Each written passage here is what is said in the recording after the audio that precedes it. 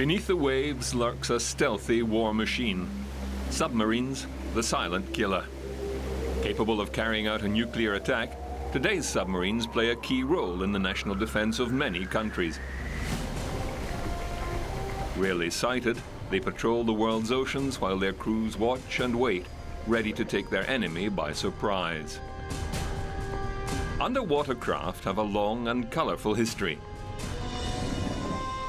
In 332 BC, Alexander the Great is said to have commissioned a very fine barrel made of white glass, so he could view the depths of the sea during the siege of Tyre. In 1620, Dutch scientist Cornelius Drebbel built an enclosed rowboat with waterproof leather oars. The craft travelled from Westminster to Greenwich along the River Thames, its hydrodynamic form enabling it to travel underwater when it was propelled ahead by the oarsmen. The next 150 years saw several innovative designs, including the Rotterdam, a wooden submersible with a clockwork engine,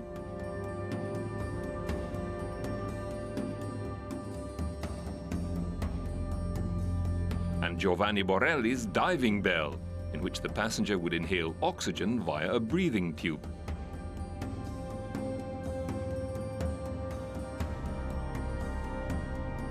With so many of the world's battles being fought on water, it was obvious to military strategists that an underwater craft would be a huge tactical advantage. In 1776, American inventor David Bushnell designed and constructed the first military submarine. Known as the Turtle, the tiny craft was intended to break the British naval blockade of New York Harbor during the War of Independence by setting explosives on the ship's hulls. The plan failed, but the idea of using a submersible craft to carry weaponry gained momentum. In the 1790s, at the request of French Emperor Napoleon, American engineer Robert Fulton built the Nautilus, a metal submarine powered by a surface sail. When the craft was submerged, a leather snorkel tube delivered air to the occupants. Fulton also had success with carcasses, his term for floating explosives that could be towed by the submarine and used against ships. The American Civil War saw the first practical examples of submarine warfare. The American Navy commissioned the Alligator in 1861 with plans to use the iron submersible to destroy bridges and boats with limpet mines. But the craft sank in bad weather less than a year after its launch.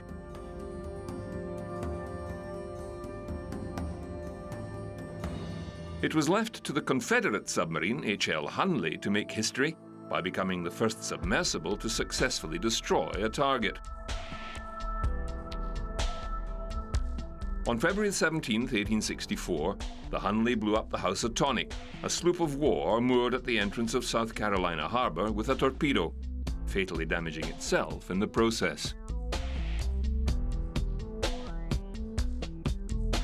As the century wore on, inventors experimented with various power sources.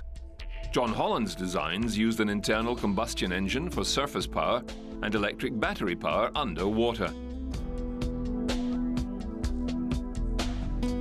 In 1900, a Holland submarine became the first submersible purchased by the United States Navy. It carried 3 torpedoes ready to be fired from an 18-inch torpedo tube and a mortar for surface use. Holland also sold models to Britain, Russia, and Japan.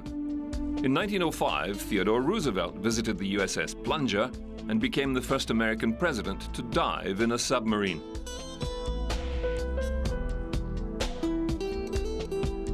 Roosevelt told a reporter, "I went down in it chiefly because I did not like to have the officers and enlisted men think I wanted them to try things I was reluctant to try myself." I believe a good deal can be done with these submarines, although there is always the danger of people getting carried away with the idea and thinking that they can be of more use than they possibly could be.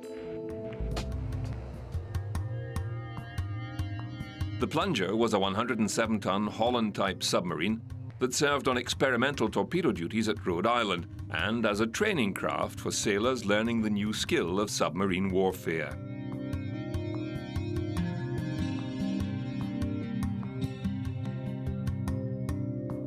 The USS C-1 Octopus was another sub operating as a training vessel from Newport. The Octopus later patrolled Atlantic waters during the First World War.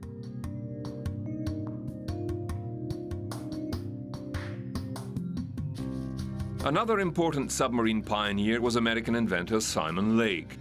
Inspired by Jules Verne's science fiction tales of submersible voyages, Lake patented more than 200 advances in naval design, including the Protector, the first submarine to have diving planes mounted forward of the conning tower and a flat keel.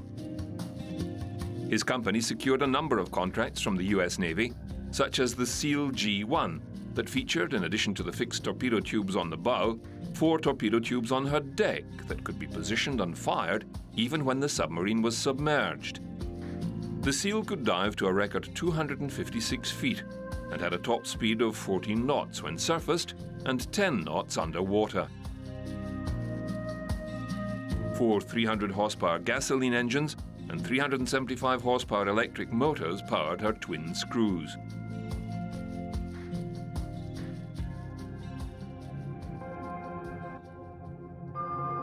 In Germany, the Friedrich Krupp Germania Werft shipbuilding company became a major manufacturer of submarines. The first Krupp submarines were based on French design. But in 1906, U-1, first submarine built for the German Imperial Navy, floated out of the shipyard.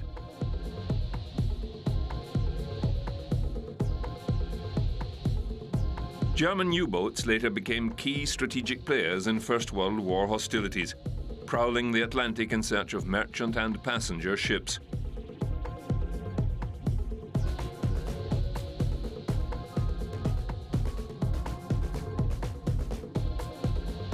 Their most notorious victim was the Lusitania, which was torpedoed by U-20 on the 7th of May, 1915.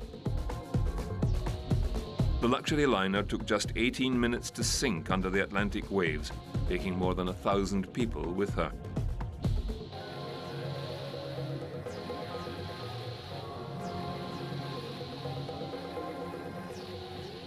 Once underwater, submarines were invisible, able to attack without warning.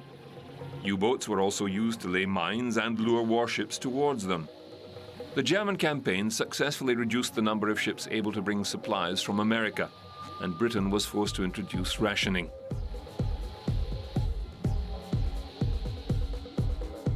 To thwart submarine attacks, naval boats would pump smoke through their funnels to create a smoke screen that shielded the vessel. Submarines themselves were vulnerable to attack from aeroplanes, so they sometimes hoisted sails to look like a sailing boat from the air.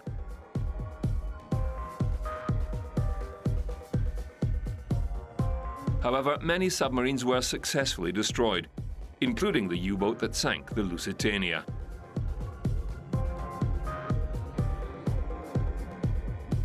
In 1917, HMS Prize, under the command of New Zealander William Saunders, successfully repelled an attack from German submarine U-93, which sank after being hit by a shell at close range. The sub's commander was rescued and the U-boat thought to have been lost. However, the second-in-command was able to regain control over the stricken sub and bring it safely back to Germany.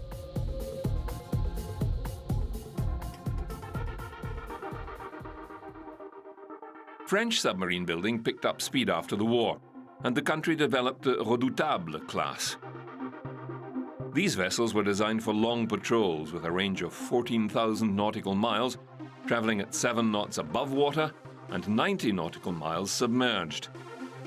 Powered by 2 diesel 4,300 horsepower and 2 electric 1,200 horsepower engines, the subs could submerge to a depth of 80 meters and had a top speed of 17 knots.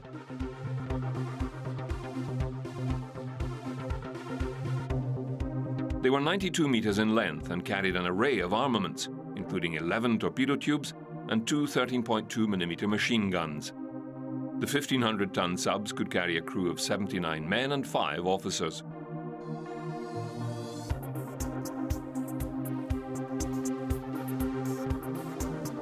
Submarines from this class included the Action, launched in 1929. This vessel was later pressed into service by the Vichy French administration and sunk by British destroyer HMS Westcott off the coast of Algeria during the Allied invasion of North Africa in 1942. There were no survivors. Type 1 of the Redoutable class were oceanic submarines, Type 2 were coastal, and Type 3 were mine layers. Many saw action in the Second World War, but only 4 survived the conflict. Further additions to the Redoutable class included twin subs Le Héros and Le Centaure, which were launched amid great fanfare in 1932.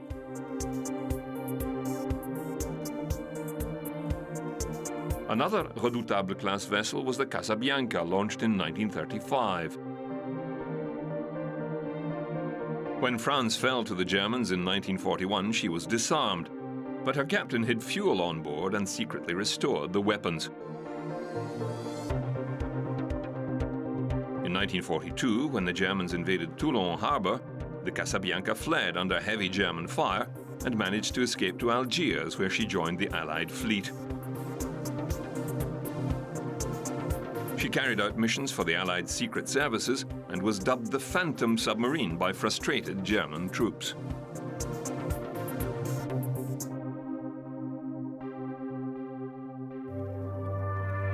In 1933, Universal newsreel cameraman Mervyn Freeman risked his life to take footage of diving maneuvers.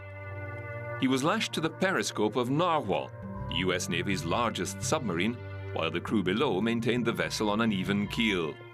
Named after a whale, the Narwhal was launched in 1929, with similar specifications to the Redoutable. She was the lead ship in her class and spent the first decade of her life in Pacific waters, patrolling from Seattle to Hawaii. In 1941, the USS Narwhal was caught in the attack on Pearl Harbor, where she destroyed 2 Japanese torpedo planes. The sub then carried out attacks on Japanese ships, damaging the Majumaru and sinking the Takimaru. After many successful wartime sorties, USS Narwhal was decommissioned in 1945. Even in peacetime, serving on a submarine was fraught with danger. In 1921, HMS K5 of the British Royal Navy was lost with all hands after a mock battle in the Bay of Biscay went wrong. The vessel was never found, but it was assumed she had exceeded her maximum depth. The high risks of submarine operations led to much research into safety equipment. Some of the most terrible dramas of the sea have been enacted in submarines, when accidents have kept them at the bottom of the sea and rescue of the crew has been impossible.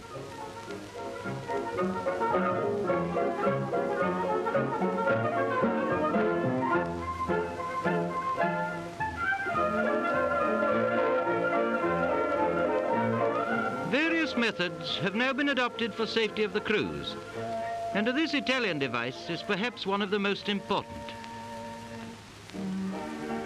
One contraption tested in 1934 involved placing a man in a hermetically sealed cylinder, then shooting him up to the surface. The cylinder could then be returned to the depths to collect more sailors.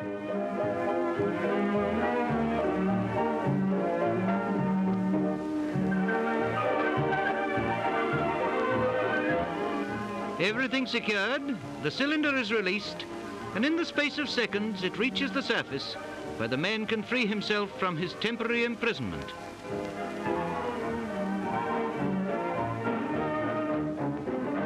However, with up to 80 men on board and little time to prepare, such an escape route was never going to be practical in everyday operations. The British Admiralty also worked hard on developing safety techniques.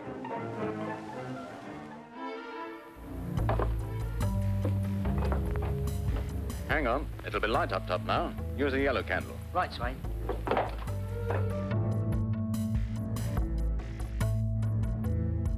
Candles marked the location of the distressed vessel. So could oil flush through the sewerage system to create a slick on the waves above the stricken sub.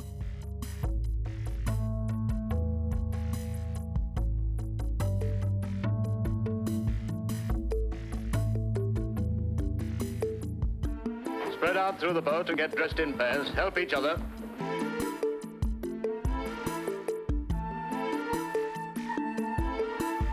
Submarine immersion equipment was intended to provide protection from cold waters in case evacuation was necessary. With dyes staining the water overhead, it was hoped that rescue could be quickly accomplished.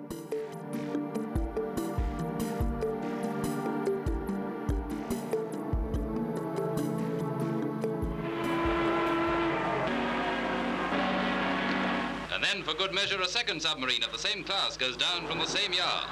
The wife of a Rear Admiral of Submarines, Mrs. B.C. Watson, launches HMS Truant.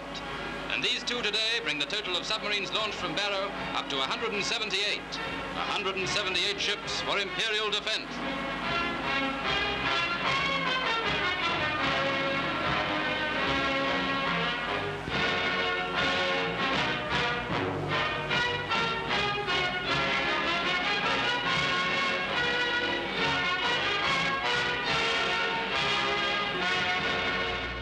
By the time World War II broke out, the Germans were the undisputed masters of the U-boat.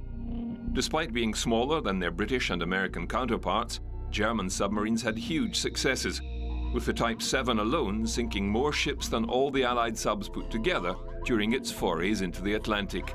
Nazi submarines, now burnt on the conquered coast, set out to starve the British people into submission. And why did they pick Norway?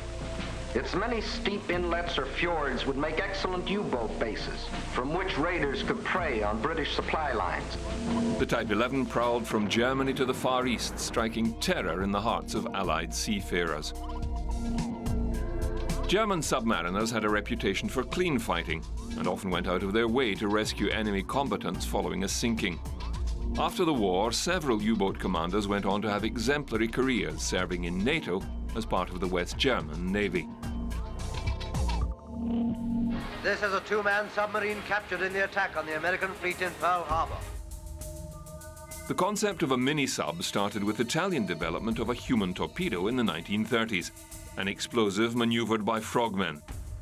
Soon, the British, the Germans, and the Japanese developed their own miniature submarines, including the Kohyoteki, a single-hull electric-powered craft that could reach a top speed of 19 knots underwater. Equipped with two 17.7-inch torpedoes, 50 Kohyoteki were commissioned and took part in raids on Pearl Harbor, Australia, and Madagascar, as well as seeing action in the Pacific. The Otsugata Type B followed, the first of its kind powered by a diesel engine. The Germans developed the Neger, a submersible built around a G7E torpedo, equipped with a plexiglass cockpit. But the mini-sub was a death trap for its operator. Of the 200 delivered to the Navy, 120 were lost at sea.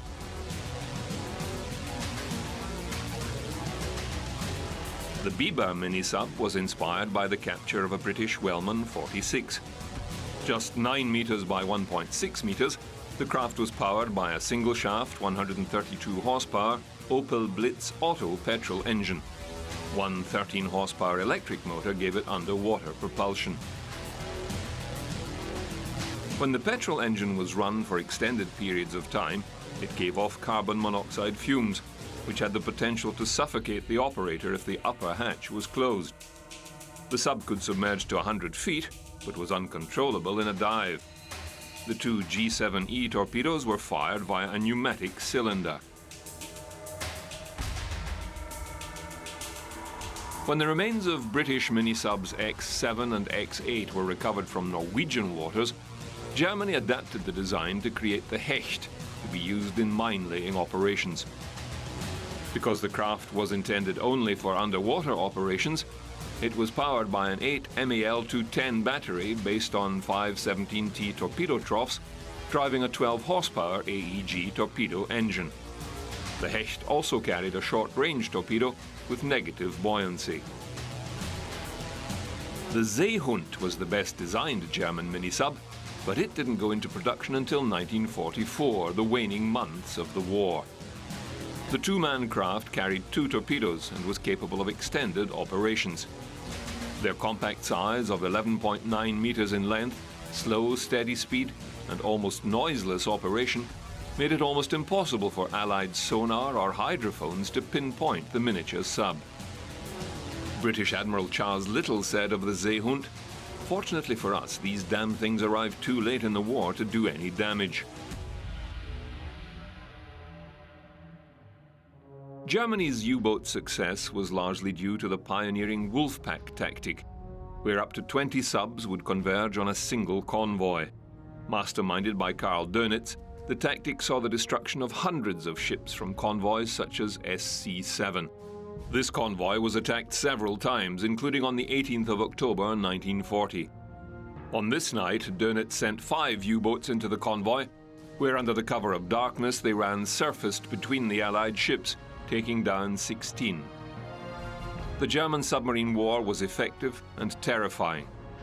"The only thing that ever really frightened me during the war was the U-boat peril," admitted British Prime Minister Winston Churchill. But Wolfpacks became less effective once Britain employed its high-frequency direction finder to pick up the radio messages that the German subs relied on to set up the attacks. The first U-boat to be captured by aircraft in this war. You will recall the story of how the Hudson attacked the submarine and forced it to surface, and then kept guard until the Navy arrived.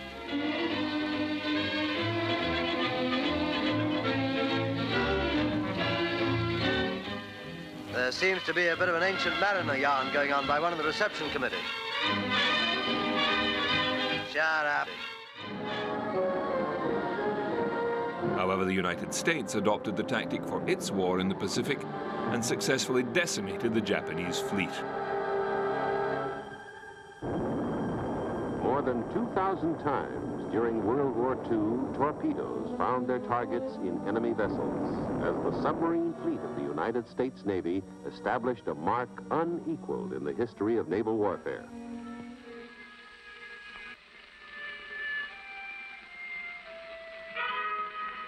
Up periscope.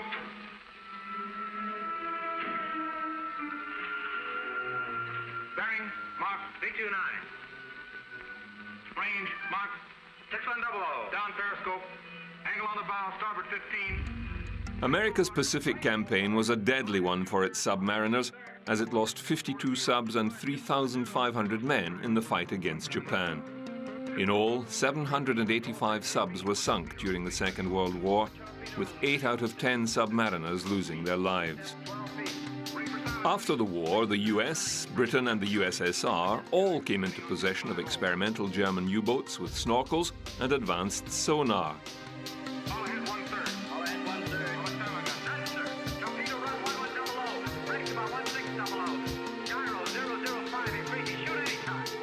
Palau-class sub the USS Cochino was fitted with passive sonar, enabling her to listen underwater in silence without emitting the audible pings sent out by earlier model subs. Cochino was the last American submarine commissioned during the war. She was converted to greater underwater propulsion power, or guppy, and given a snorkel pipe that would take in fresh air, run the engines, and expel engine exhaust without surfacing.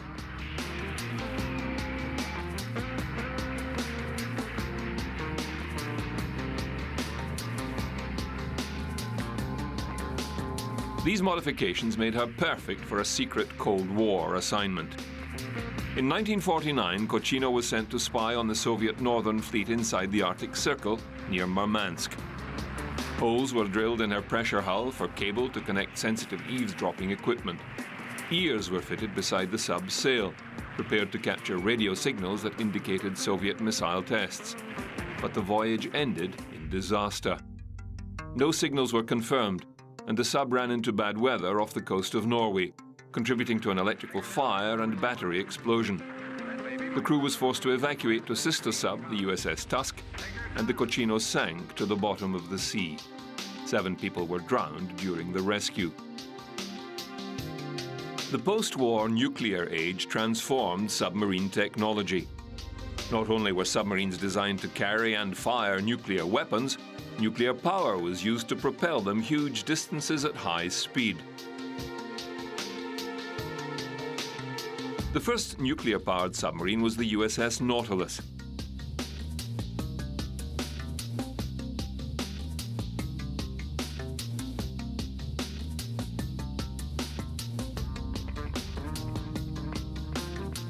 US President Harry Truman signed his name onto the vessel's keel at a ceremony in 1952, and the submarine was constructed at the Electric Boats Shipyard in Connecticut.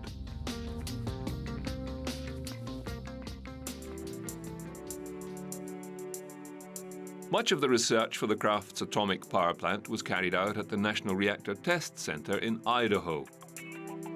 A full-size duplicate of the Nautilus engine was constructed and tested. On the 30th of September 1954, First Lady Mamie Eisenhower christened the hull of the newly commissioned Nautilus.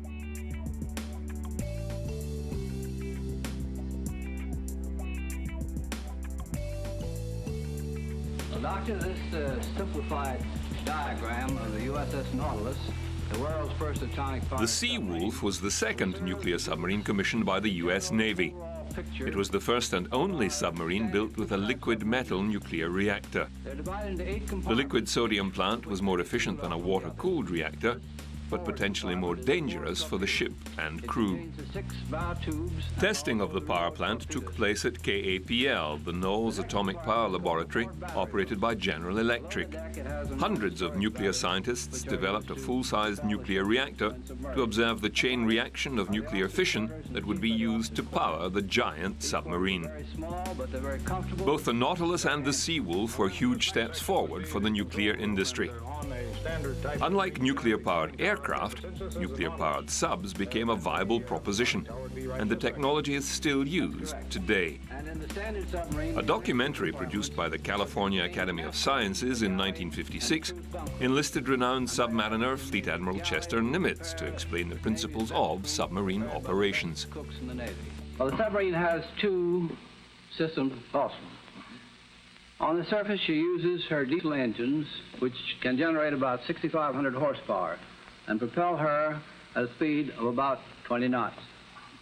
For surface propulsion, she has enormous storage batteries all along the keel here, which produce power for driving her submerged. Well, in other words, then, if you didn't have one of these snorkels and you wanted to go below the water, then you'd have to use the batteries for that sort of work. That's correct. The Admiral also demonstrated how periscopes operate. Right into the camera. You have a cutaway model there. Perhaps you could demonstrate how this periscope operates. Well, this cutaway model will show sufficiently well the principles of the periscope. In a submarine, the periscope is a 40-foot steel tube. The commanding officer looks into this prism here, and the line of sight goes up and strikes this prism here, and so on out to the floor to the surface of the ocean. This prism may also be tilted so that you can search the sky for planes. Well, suppose we go now back to the training facility at Mare Island and see how the periscope would actually work. And here we see Lieutenant Commander D.T. Morris going through a periscope drill, and the command, of course, is up periscope. The skipper's first duty, as soon as the periscope comes above water, is to make a full 360-degree sweep of the horizon, to scan the earth off of the surface of the sea in all directions. He then focuses on his target. The next command we will hear is range, mark, and following that, bearing, mark. At these commands, the assistant approach officer, in this case Lieutenant Ware, takes note of the range to the target and her bearing on the azimuth circle. A good sonar operator can tell the difference between the propeller sounds of a carrier and those of a destroyer. And of course, we should mention that the sonar system also is able to send out supersonic waves, and those go out and hit an object and bounce back to the submarine. And by the interval of time elapsed from the time they leave the ship until they come back, we can calculate the range. Just how far away that object might be. Well, suppose we listen to some of the things we might hear from a submarine if, for example, we were listening to a commercial ship, such as a freighter, the sort of a beat that we would hear from the propellers.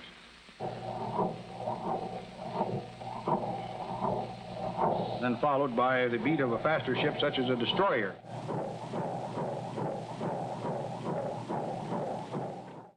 In In 1956, year of Cold War, America produces an answer for the future. The atom-powered submarine Nautilus passed all tests with flying colors, cruising submerged a distance equivalent to circling the globe. America's sea frontiers were pushed back in a mighty leap. With increased range, guided missiles were added to the undersea's arsenal, and the submarine became a more formidable weapon of counterattack on enemy coasts. The year had indeed seen a revolutionary step forward in naval warfare and the nation's defense. White House ceremonies break the news to the world of the epic feat of the atomic submarine Nautilus. President Eisenhower personally awards the Legion of Merit to her commander, W.R. Anderson, who skippered the 1,830-mile voyage. In 1958, with great fanfare, the Nautilus completed a record-breaking voyage from Pearl Harbor, under the Arctic Circle, and through to the Atlantic. Operation Sunshine was the first crossing of the North Pole by a ship. 6,000-mile shortcut from the Pacific to Europe.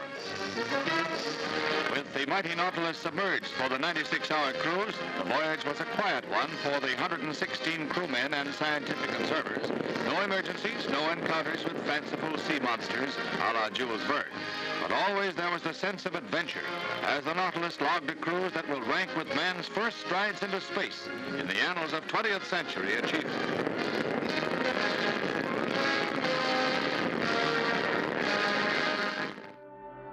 Commander William Anderson skippered the sub on its voyage that included 1,590 nautical miles submerged under ice.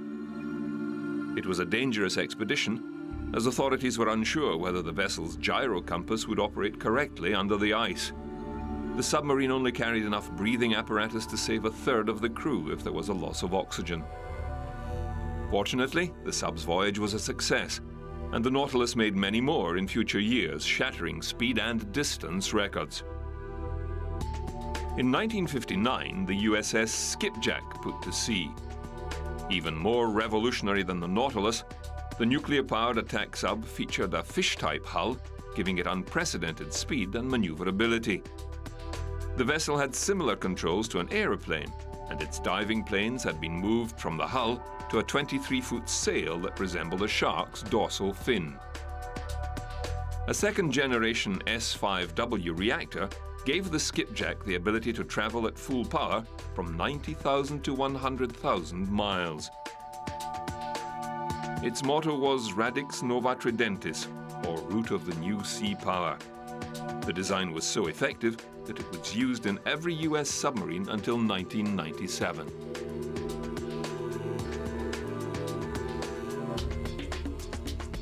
The first sea trials of the nuclear submarine Skipjack, an even more revolutionary craft than was the Nautilus, thanks to its fish-type hull, which gives the Skipjack sensational undersea speed and maneuverability, far greater than any U-boat before.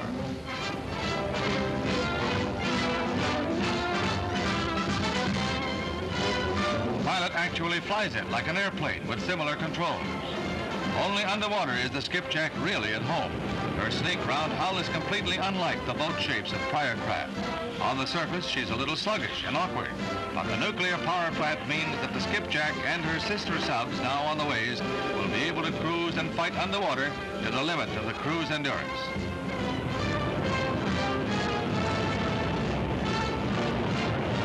Defense Department films show the debut of the true submarine of the future. The following year, the world's largest nuclear sub, the Triton, circumnavigated the world underwater, following the route taken by 16th century explorer Ferdinand Magellan. Operation Sandblast was a top-secret voyage of 84 days that took the monster sub across the globe under the command of Captain Edward L. Beach. The only unauthorized person to see the Triton on its record-breaking voyage was a young Filipino fisherman, Rafino Bering. He later said he thought he'd seen a sea monster. I was very frightened. I tried to get away as fast as I could. Triton surfaced off the coast of Delaware on May the 10th, 1960, to a rousing welcome, the skipper receiving a Legion of Merit from President Eisenhower. The voyage was intended to boost American prestige in the world and send a triumphant message to its enemies. 2 months later, a Polaris nuclear missile test from the USS George Washington served the same purpose. The test firings were the culmination of a program to combine the stealth and speed of a nuclear submarine with the power and range of an intermediate-range ballistic missile. The Polaris was a two-stage solid-fuel nuclear-armed ballistic missile about 20 feet in length, with a range of 1,000 nautical miles.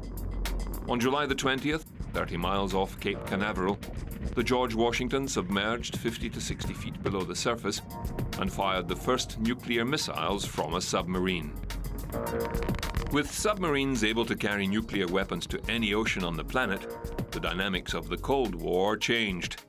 The Navy's newest nuclear submarine, the Thresher, is launched at Portsmouth Naval Shipyard. The 278-foot craft is the first of a new class of attack subs designed to operate deeper and more silently than previous undersea craft. The Thresher will have a crew of 8 officers and 80 enlisted men. She gets a bow first launching, the first in 40 years, with the christening done by Mrs. Frederick B. Warder, wife of the 8th Naval District's Commandant. The Thresher's novel moving torpedo tubes mounted amidships necessitate the bow first launching. They'll make the craft one of the most effective fighters in the Navy's undersea fleet. On the 9th of July 1960, the first Thresher-class submarine was launched at the Portsmouth Naval Shipyard, joining the growing ranks of U.S. nuclear-powered subs. The USS Thresher was a big step forward for naval technology.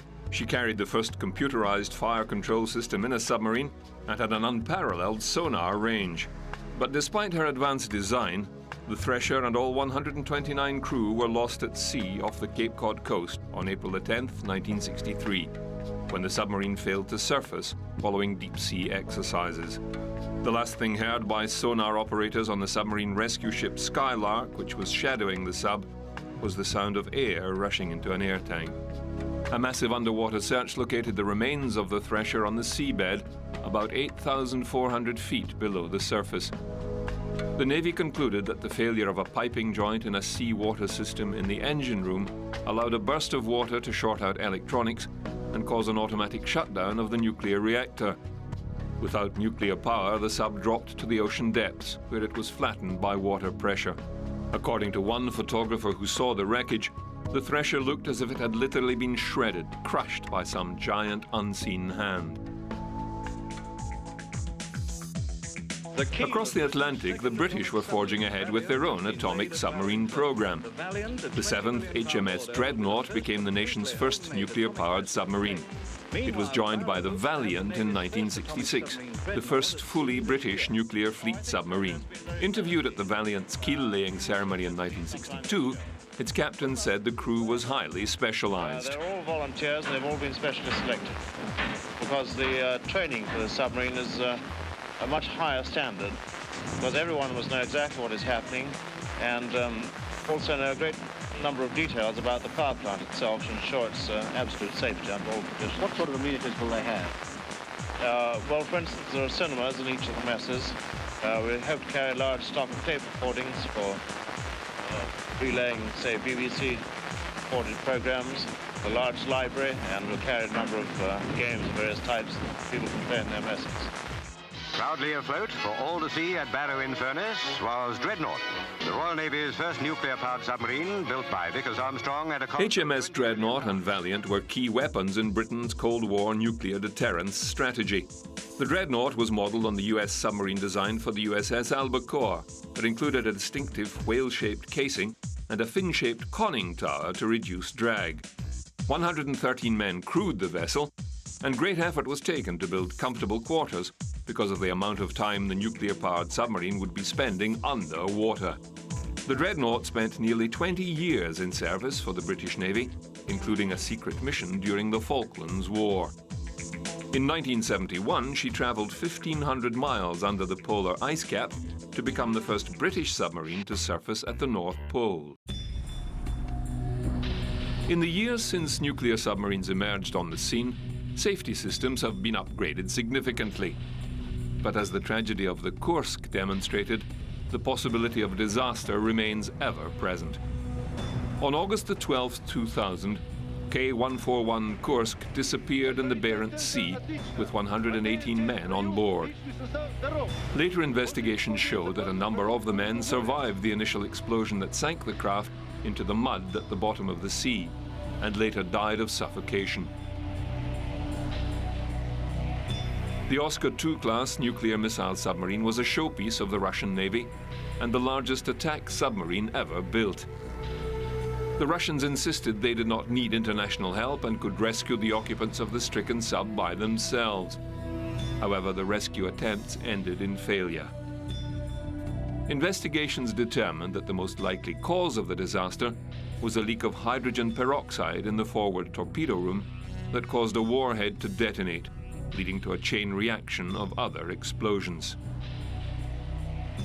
2 Dutch salvage companies were hired to retrieve the wreckage, a massive undertaking given that the submarine was resting 354 feet below the waves and weighed almost 24,000 tons underwater.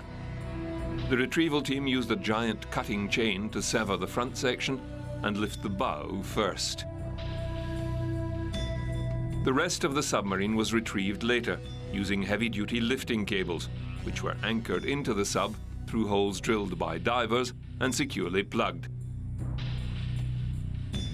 The Kursk was hauled onto pontoons and transferred to dry dock for examination.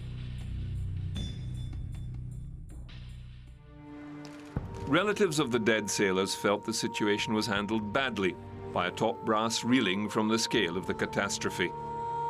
On the 5th anniversary of the disaster, several attended a somber ceremony at the Kursk Memorial in Moscow. A Naval Guard of Honor laid a wreath at the foot of the monument to remember those who lost their lives. Although there is now an official explanation for the explosion on board the Kursk, there is still speculation in Russian media and countless conspiracy theories.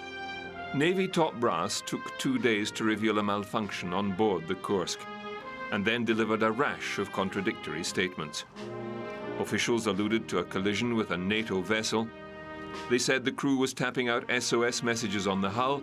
Then they announced that the crew had died minutes after the blasts, rendering the Navy's delayed, botched rescue effort pointless. Sofia Leonova, whose son Dmitry died on the Kursk, said she was still upset at the way officials informed her and other families of the accident. I think they did everything they could, but couldn't save the sailors. But they should have told us immediately and should not have prolonged the wait. The accident happened on August 12th, and only on August 24th were we told all of them had died. Then we wouldn't have had such a long period of tension and worry. The ceremony came just days after the dramatic rescue of 7 sailors from a Russian mini-submarine. Back then, in August 2000, it was clear that we did not have modern equipment. Since then, we have bought everything that we could have possibly bought, and I want to emphasize that. The equipment we have on our rescue ships today are called Venom. They have been procured from England, and their operators have been trained in England, and they are much better than the Scorpio. In North Korea, the government is alleging that a mini-sub it has put on display in Pyongyang is an unmanned American spy sub it captured off the North Korean coast in 2004.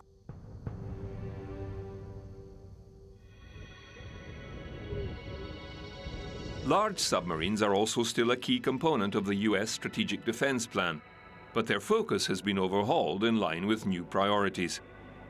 During the Cold War, the USS Florida prowled the oceans, equipped with Trident nuclear missiles, ready to carry out an attack at a moment's notice.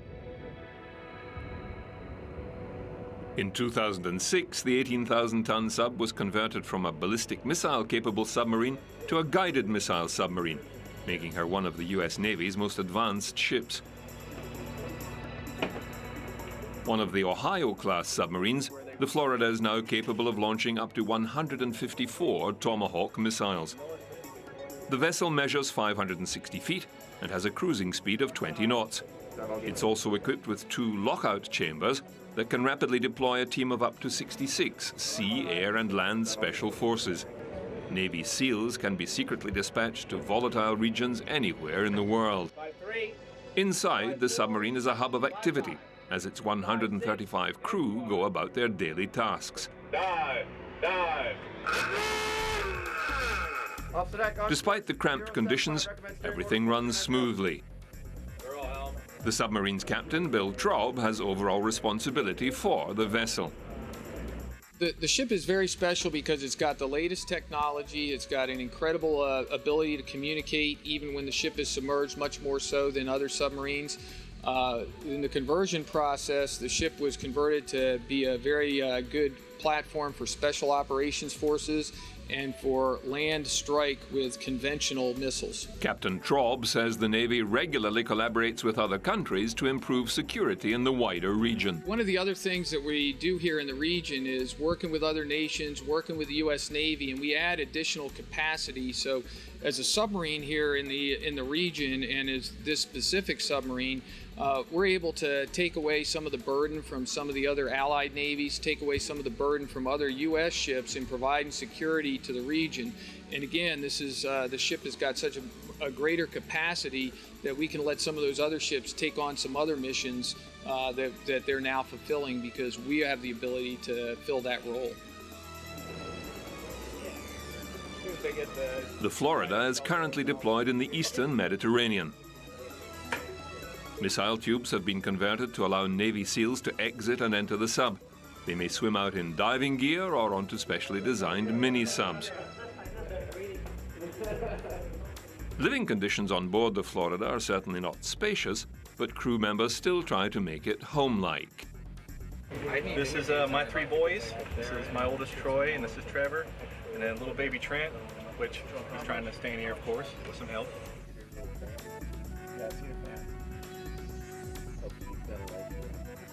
Inside the submarine's canteen, lunch is being served. A crew member's day is divided into shifts of 6 hours. Those on board the submarine have access to a gym, cafeteria, and the internet to keep in touch with loved ones. Hobson, one of the ship's crew, says he misses his family, but is happy to serve his country. Obviously, I can't take my family with me. I'm married and I have 2 kids, so that is one of the things I do miss, is just being with my family and having that time. But when I'm out to sea, I'm serving my country, and so that's what I'm here to do. He adds that his rigorous training has prepared him to face most of the dangers he may encounter. There's lots of dangers to being on board a submarine, obviously, because we are under the water in an enclosed space.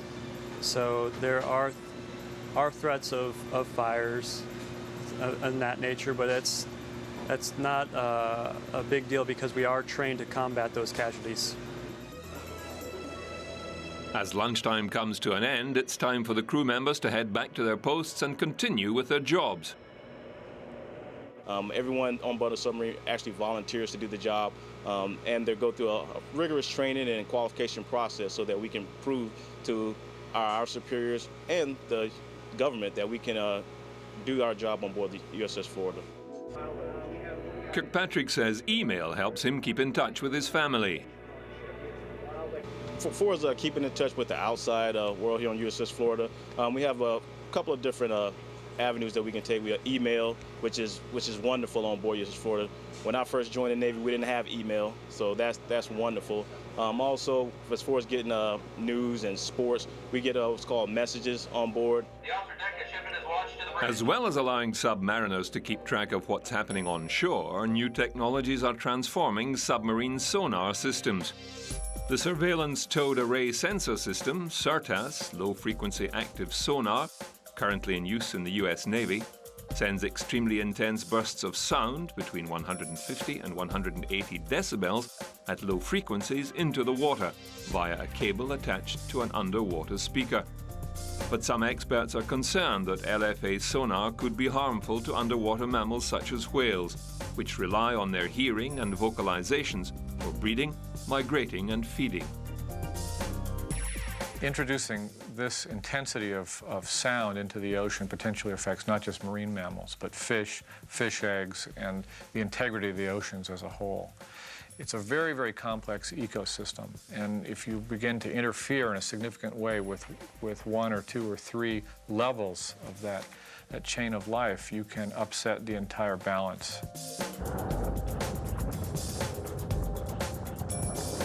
But the Navy says that the decibel level is roughly equivalent to that found in the front row at a rock concert.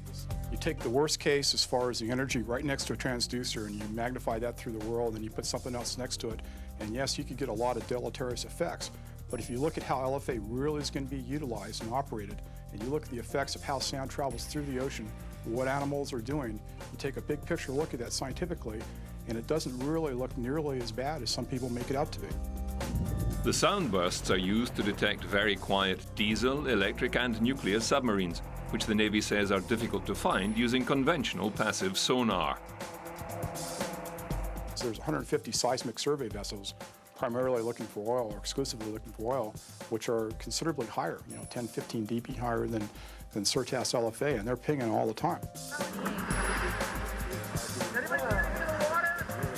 As technology evolves, submarine developers continue to test and monitor new equipment to ensure it can safely share the seas with underwater creatures.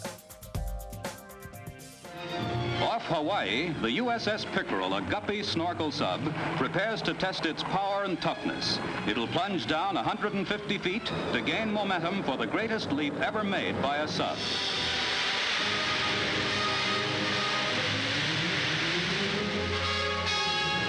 The 70 crewmen said they weren't hurt during the leap. They just held on tight.